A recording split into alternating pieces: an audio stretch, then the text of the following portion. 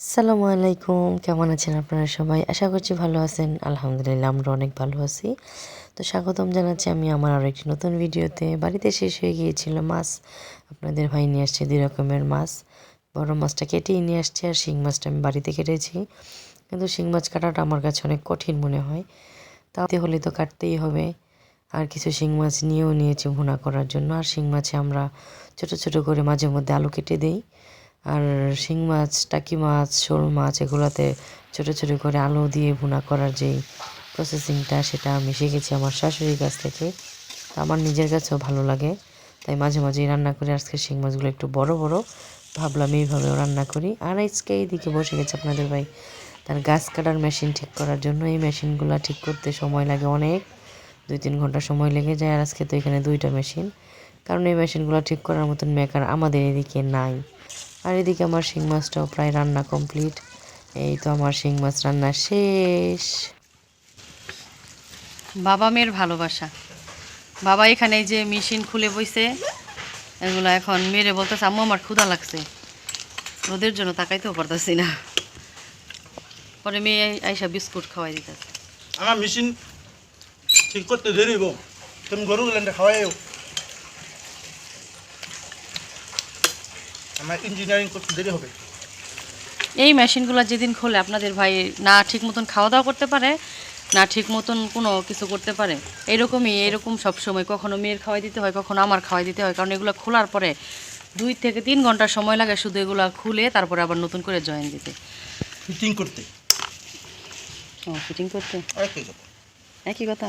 আচ্ছা, আজকে দেখা যায় গরুর খামারের আমাদের যে কাজগুলো আছে সবগুলো কাজ আমার একা হাতেই করতে হবে। তো চলেন দেখি আজকে আমাদের গরুর খামারে আমি কি কি কাজ করি। আমার হাজবেন্ড যখন ও না যেতে পারে আমার ওপরে কি কি দায়িত্ব থাকে। আর নুহা খাওয়াই দিল ওর বাবাকে পানি। আর চলে আসছে এই তো আমাদের গরুর খামার। এখানে আমাদের 2টা সেকশনে গরুর খামার। প্রথমে শুধু এইটুকুই ছিল, এখন যতটুকু আপনারা দেখতে পাচ্ছেন।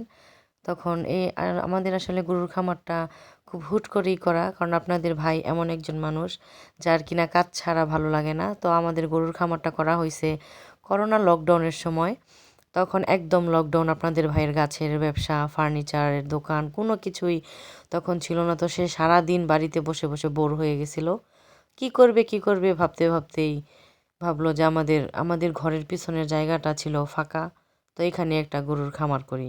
আর এই পুরো খামারের কাজ একা একা সে করছে। এই ইট ইট গেঁথে তারপরে পুরো একদম এই যে সাইড দিয়ে যে কাঠ দিয়ে, এই কাঠ তো নিজেদেরই ছিল, কাঠ দিয়ে একদম এগুলা সব বন্ধ করে দিছে। সব কিছুই সে নিজে একা করছে। একা বলতে গেলে একজন লোক সাথে নিছে শুধু হেল্পারের জন্য।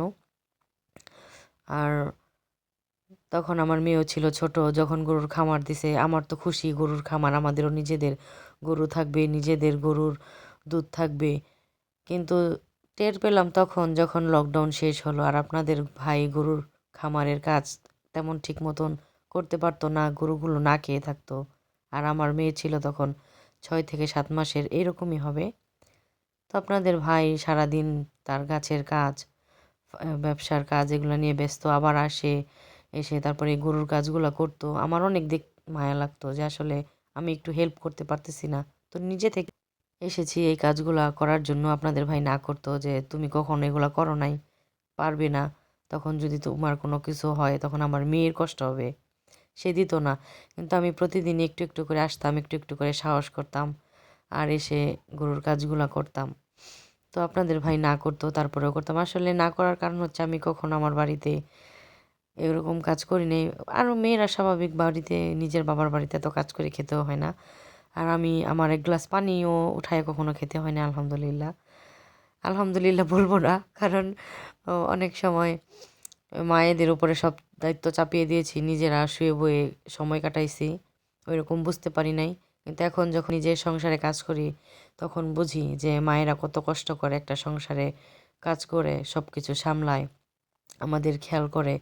একটা সংসার চালানো এত সহজ বিষয় না, এখন বুঝি। তো বুঝেও কোনো কাজ নেই, এখন পরের বাড়িতে এসে কাজ করি। নিজের বাড়িতে মাকে যখন যাই তখন চেষ্টা করি হেল্প করার, কিন্তু জানি না বাড়িতে গেলে কি হয়, তখন আর কাজ করার কোনো মুডই থাকে না। আর এই তো গরু গোসল টোসল করানো শেষ, এখন গরুর চারির মধ্যে পানি দিয়ে দিচ্ছি, চারিগুলো পরিষ্কার করে এখন এগুলোর মধ্যে খাবার দিয়ে দিব। আর খাবারের মধ্যে আমরা বাড়িতে ভাতের মাড়, তারপর সবজি কাটার পর যেই বেঁচে যায় নষ্ট সবজি, এগুলো সব দিয়ে তারপর একটু গরম করে দিই।